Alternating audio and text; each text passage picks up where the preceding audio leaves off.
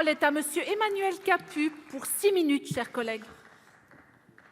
Merci Madame la Présidente. Monsieur le Ministre, mes chers collègues, le 5 juin dernier, le président du Conseil de scientifiques, Jean-François Delfraissy, déclarait que l'épidémie semblait être sous contrôle. Avec 1 millier de nouveaux cas par jour, comparé aux 80 000 contaminations quotidiennes du début du mois de mars, notre pays a de bonnes chances de vaincre la pandémie. Le gouvernement soumet aujourd'hui à notre Assemblée un projet de loi dont la majorité des dispositions sont à contre-courant de cette actualité favorable, incontestablement. Il s'agissait notamment, avant la Commission, de prévoir les conditions de l'annulation des élections municipales pour le cas où le contexte sanitaire ne permettrait pas la tenue du second tour le 28 juin prochain. Il y a effectivement quelque chose de paradoxal à discuter d'un texte en espérant qu'il ne trouve pas à s'appliquer. Le président Bas l'a tout à fait dit. Mais il me semble que ce n'est qu'une apparence de paradoxe. Il faut en effet envisager la situation que nous voulons éviter et faire preuve de pragmatisme. Le vrai courage, c'est la prudence, disait Euripide avec raison. Durant les derniers mois, nous avons entendu bon nombre de voix s'élever pour affirmer avec certitude ce qui aurait dû être fait pour éviter la crise.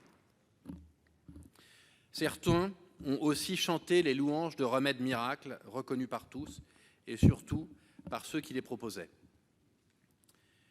Au-delà des théories du complot, la réalité nous incite à la prudence et à l'endurance. La résolution de la crise viendra plus certainement d'un travail et d'un effort dans la durée que de coups d'éclat. La pandémie a fortement perturbé le fonctionnement de notre pays. Après la crise sanitaire grave qui, nous l'espérons, se trouve déjà derrière nous, nous allons devoir faire face à une crise économique historique. Une fois de plus, les maires ont montré qu'ils sont des figures incontournables de la gestion de crise de nos territoires. Ils ont tenté sans relâche de répondre aux attentes de leurs administrés dans des conditions particulièrement dégradées. Beaucoup d'entre eux ont pris des mesures permettant de ralentir la propagation du virus, notamment, par exemple, en assurant une distribution de masques à nos concitoyens. Le virus a touché tous les aspects de l'activité de notre société. Les processus électoraux n'ont pas été épargnés.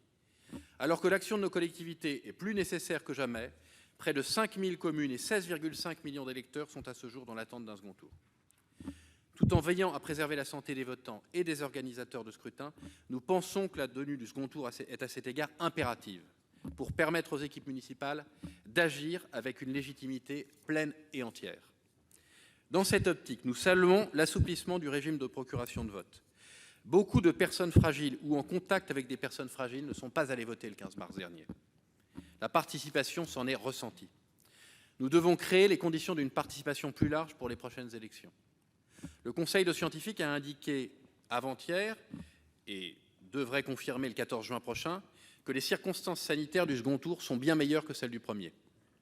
Le virus semble être sensible aux saisons, c'est heureux pour nous à l'approche de l'été, mais nous ne sommes pas à l'abri d'une nouvelle contamination ou même d'une nouvelle maladie. Il nous faut donc anticiper les situations dans lesquelles le vote classique peut être problématique. Pour cela, nous pensons que le système de procuration de vote pourrait être revu afin de mieux l'adapter au contexte de crise. C'est le sens d'un amendement que j'ai moi-même déposé.